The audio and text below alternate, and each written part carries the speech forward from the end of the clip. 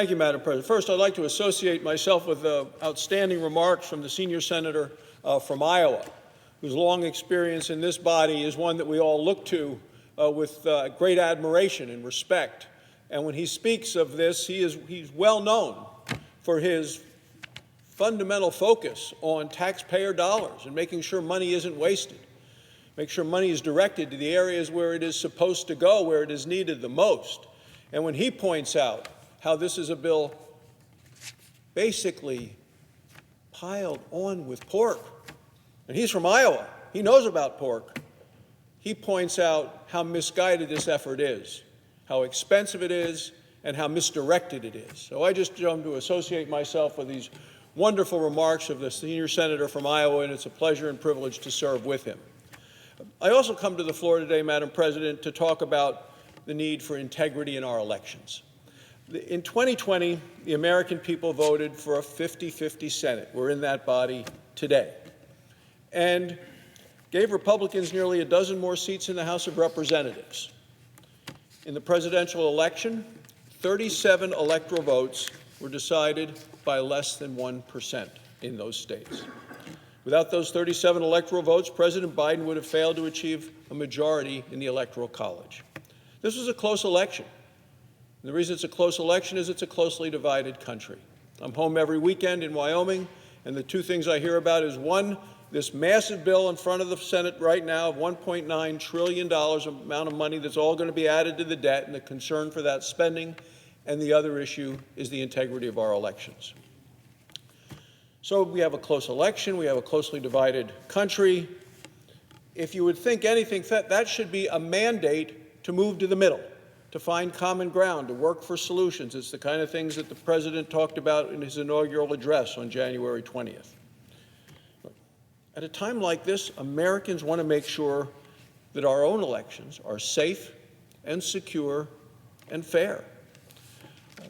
I think voters, no matter what their political party or predisposition is, I think all voters deserve that, and they want it.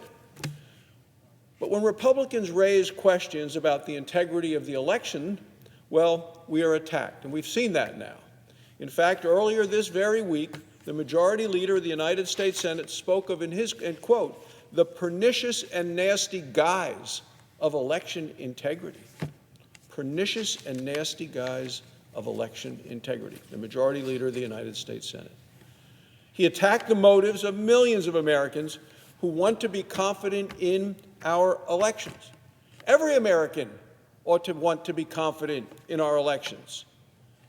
But it looks like some Democrats who may accuse us of this, many Democrats share our concerns. I hear that both sides of the aisle. Democrats in Iowa right now are contesting a congressional race. As I stand here, Democrats in the House are considering the most sweeping concern, and this is the reason I'm here, is that Democrats in the House are considering the most sweeping changes to election laws in decades. Their bill is nearly 800 pages long. It's called House Bill Number 1. Number 1. Look, to me that means it's their number one priority. Otherwise, why would they introduce it as their first bill and label it as House Bill Number 1? House Bill Number 1 for the Democrats in the House, it's not coronavirus. It's not jobs. It's not schools. It's a change in the election process for the American people and a big mandate coming out of Washington. So the number one priority of House Democrats is not those key issues, but their number one issue is elections and changing elections in our country.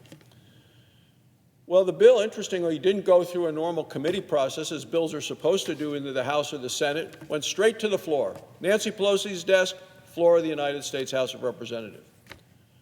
Hundreds of pages are in there, Madam President, of new mandates.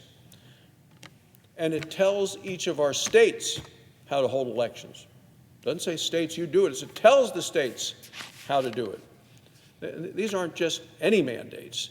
These are radical, left-wing mandates that people in my home state of Wyoming view as scary and say would make the elections less secure. This bill is so radical that an earlier version of it was felt to be too liberal even for the ACLU. And the latest version is even more liberal than that. Well, I'm just going to mention, Madam President, a few of the mandates in this bill. So House Bill number 1 would force every state to give the vote to convicted felons. Not a state choice, federal mandate. One group of Democrats even tried to give the vote to felons who are still in prison right now, and that amendment failed. House Bill number 1 would force every state who allows same-day voter registration, online voter registration, and even automatic voter registration. Automatic voter registration? Voter registration is something somebody should have to do, register to vote. If the bill became law, you would be registered to vote automatically without even knowing it. And when the states automatically register you, you're not allowed to find out how they got your information. Can't tell you. In effect, voter registration would be a thing of the past. Thing that we all did as young people, register to vote, a thing of the past. House Bill number 1 forces states to count provisional ballots statewide. So if you vote Democrat in one district, and if you're from another district, they'll count it as a vote for the Democrat in your district. Mistakes like this shouldn't happen, let alone should your vote be able to be changed from the vote you actually cast. The bill also doubles down on mail-in voting. The problems with that, I think people would agree, are obvious. You know, Amazon, and many of us shop on Amazon, if not everyone, Amazon recently tried to restrict mail-in voting for a union election at one of its facilities. That's not because Amazon has conservative leadership. It's because they say it is harder to secure mail-in voting than it is to secure in-person voting. If you want an accurate vote, in-person voting is more accurate. The reason mail-in voting was expanded last year was because of the pandemic. But now Democrats want to carve it into stone forever. H.R. 1 would also take government funding and give it to political campaigns. American people have some thoughts on that. The bill actually has a 6-to-1 match for campaign donations under $200. So if you donate $100 to your favorite candidate, the federal government would take taxpayer dollars and give an additional $600 of taxpayer money to that candidate who just got a $100 check. Hardworking people would pay their taxes knowing that their hard-earned dollars are going to go fund political activity, even activity that they don't necessarily agree with. Like so many liberal government programs, this is a system that could easily be defrauded. We see that now with the coronavirus bill as well. Democrats know that they would still get their big corporate donations in New York and in San Francisco, but now they'd get an added bonus 6-to-1 match from taxpayers. H.R. 1 would also give government-funded vouchers for people to donate to political campaigns. Political campaigns do not need taxpayer subsidies. People can decide how they want to spend their own money. The government shouldn't be redirecting it toward a party in power. Democrats complain about money in politics all of the time. The solution, seeing in House Bill number 1 apparently, is more money in politics, as long as it's the taxpayer money. H.R. 1 ends the equal balance between the Republican and Democrats on the Federal Election Commission. Ends it. Democrats want to politicize the commission that enforces our election laws. They want to make it a partisan organization. It's just another idea that would make it easier to commit fraud. H.R. 1 doesn't just politicize the Federal Election Commission. It politicizes the Internal Revenue Service, the IRS. Democrats want to break down the guardrails that currently keep the IRS out of politics. H.R. 1 gets rid of any of the limits on the IRS when giving tax exemptions to nonprofits. Now think about this. Remember the scandal at the IRS under the Obama-Biden administration. Scandal, headlines, people well aware. Well, H.R. 1 enshrines that into law. H.R. 1 gives a big stamp of approval to Lois Lerner and her behavior in the way she worked the IRS. Every Democrat who votes for the bill is saying that they will endorse what happened at the IRS under President Obama. And there's more, a lot more. The bill goes on and on. It's 800 pages. Hard to believe too many Democrats have actually read it. The bottom line is this: H.R. 1 would not reform our elections. It would deform our elections, change them dramatically.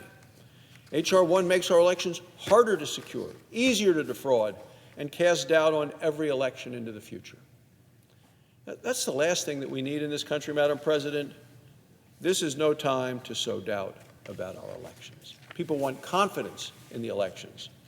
That's why I've joined with Senator Scott of Florida and Senator Hyde-Smith and Senator Lummis to introduce a better proposal. Our bill would make our elections safe and secure and fair. It would give people more confidence in our elections. Our bill says no automatic registration. The House bill repeals all voter ID laws. Our bill says if you want to register to vote, let's make sure you're a citizen. We need to make sure of your identification. Let's make sure you have a Social Security number. Those are the sorts of things to provide integrity in the election process. Under our bill, states can't just send out ballots in the mail based on old information. And that happened all around the country this year. You can still vote by mail. You just need to request a ballot so your information is up to date. That's the way we've done it in Wyoming. We sent out requests to say, if you'd like a ballot, apply for your absentee ballot, and people did. There's no question about the integrity of that system. It's in a number of states where ballots were mailed out based on old information without a request by a voter for that ballot that led to so many concerns about abuse and fraud. Our bill bans vote harvesting. It means you can't drop off somebody else's ballot. You want to make sure that the collection boxes that they have need to be monitored. Let's see where you turn in your ballot. You turn in the ballot to a ballot box. That ought to be monitored. When votes are being counted, our bill makes sure that both sides are watching. Our bill prohibits delays or pauses in ballot counting. We require an audit of ballot counting system within 30 days after the election. Now, these are basic common sense measures to protect against fraud and error. You want it to be accurate. You want it to be fair. So the differences between our bill and the House 800-page bill could not be more clear. The Republican bill makes it harder to commit fraud. The Democrat bill makes it easier to create and commit fraud. The Republican bill costs almost nothing. The Democrat bill costs billions.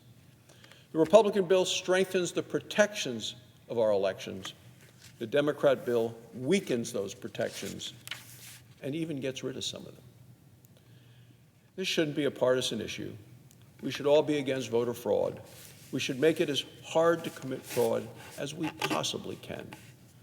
So I urge my colleagues to join me with Senator Scott and Lummis and Hyde-Smith.